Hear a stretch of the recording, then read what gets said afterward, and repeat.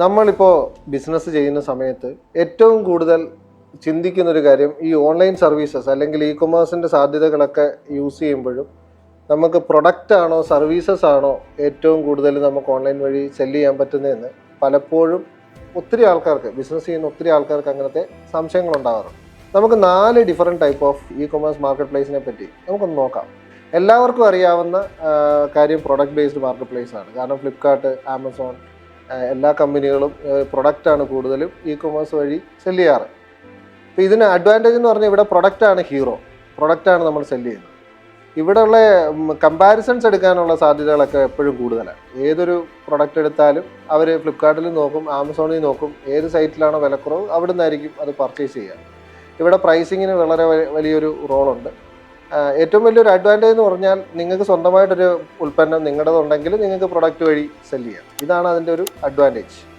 അപ്പോൾ നിങ്ങൾ ഒരു പ്രൊഡക്റ്റ് സെല്ല് ചെയ്യുന്ന ഒരു സംരംഭകനാണെന്നുണ്ടെങ്കിൽ ഉറപ്പായിട്ടും നിങ്ങൾക്ക് ഒരു product based E commerce use ചെയ്യുന്നതായിരിക്കും ഏറ്റവും ബെറ്റർ. രണ്ടാമത്തെ ഇ കൊമേഴ്സ് മാർക്കറ്റ് പ്ലേസ് എന്ന് പറയുന്നത് സർവീസ് ബേസ്ഡ് ഇ കൊമേഴ്സ് ആണ്. ഏറ്റവും ഇൻട്രസ്റ്റിംഗ് ആയിട്ടുള്ള ഒരു കാര്യം, ഈ സർവീസ് ശരിക്കും ഓൺലൈനിലേക്ക് ആക്കുന്നത് നിങ്ങൾക്ക് ലോക്കലി കൂടുതൽ ബിസിനസ് ചെയ്യാൻ ഗുണകരമാവും. എല്ലാവർക്കും ഡൗട്ടുള്ളൊരു കാര്യം, എങ്ങനെ സർവീസിനെ നമുക്ക് ഇ കൊമേഴ്സിലേക്ക് മാറ്റാം. ശരിക്കും ഒത്തിരി ഓപ്പർച്യൂണിറ്റീസ് സർവീസ് ബേസ്ഡ് ഇ കൊമേഴ്സിലുണ്ട്. നിങ്ങളൊരു കാർപ്പൻറ്റർ ആയാലും ശരി, ഒരു സ്റ്റിച്ചിങ് യൂണിറ്റ് ചെയ്യുന്നവരാണേലും, പെയിൻറ്റിങ് ചെയ്യുന്നവരാണേലും, പ്ലംബർ ആണേലും എല്ലാവർക്കും ഇന്ന് ഡിജിറ്റലിൻ്റെ സാങ്കേതിക വിദ്യ ഉപയോഗിക്കാവുന്നതാണ്. നമുക്ക് ഏറ്റവും വലിയൊരു എക്സാമ്പിളായിട്ട് ഇതിനകത്തുള്ളത് അർബൻ ക്ലാപ്പ് എന്ന് പറയുന്നൊരു സ്ഥാപനമുണ്ട്. നിങ്ങൾക്ക് നെറ്റിൽ സെർച്ച് ചെയ്താൽ കിട്ടും. ഈ അർബൻ ക്ലാപ്പ് ഒരു സർവീസ് ബേസ്ഡ് ഫേമാണ്. ഇന്ന് ഇന്ത്യക്ക് പുറത്തുമൊക്കെ ആയിട്ട് വളരെ എസ്റ്റാബ്ലിഷ് ചെയ്തിട്ടുള്ളൊരു ഫേമാണ്. അവർ പ്യൂർലി സർവീസാണ് സെല്ല് ചെയ്യുന്നത്. അതുപോലെ തന്നെയാണ് ഫീവർ.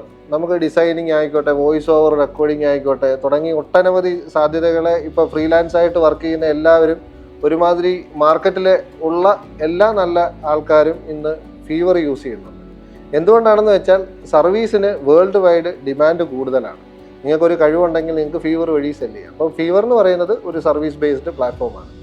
ലോക്കലി നിങ്ങളുടെ സർവീസ് അവൈലബിൾ ആണെങ്കിൽ ഒരു ചലഞ്ച് എന്ന് പറയുന്നത് എപ്പോഴും ഓൺലൈനിൽ വരുമ്പം റേറ്റിങ്ങും റിവ്യൂസിനും കൂടുതൽ ഇമ്പോർട്ടൻസ് ഉണ്ട്. നിങ്ങളൊരു സർവീസ് കൊടുക്കുന്ന സമയത്ത് എപ്പോഴും ആ കസ്റ്റമർ റിവ്യൂ ഉറപ്പായിട്ടും നിങ്ങൾക്ക് എഴുതിയിട്ടുണ്ടാകും. അത് ഗൂഗിളിലാവാം, അല്ലെങ്കിൽ നിങ്ങളുടെ തന്നെ പ്ലാറ്റ്ഫോമിലാകാം, റിവ്യൂസ് എഴുതിയിട്ടുണ്ടാവും. അപ്പോൾ ഈ റിവ്യൂസിനെ ബേസ് ചെയ്തിട്ടായിരിക്കും നിങ്ങൾക്ക് കൂടുതൽ ബിസിനസ് കിട്ടുന്നത്. അപ്പോൾ രണ്ടാമത് പറഞ്ഞു വന്നത്, സർവീസ് ബേസ്ഡ് ഇ കൊമേഴ്സ് എന്നെ സംബന്ധിച്ചിടത്തോളം ഇത്രയും കാലത്തെ എക്സ്പീരിയൻസിൽ പ്രൊഡക്റ്റിനെക്കാട്ടിലും വളരെ മികച്ചതാണ് ലോക്കലി ബിസിനസ് ചെയ്യുമ്പോൾ. മൂന്നാമത്തേത് പീർ ടു പീർ മാർക്കറ്റ് പ്ലേസ് ആണ്.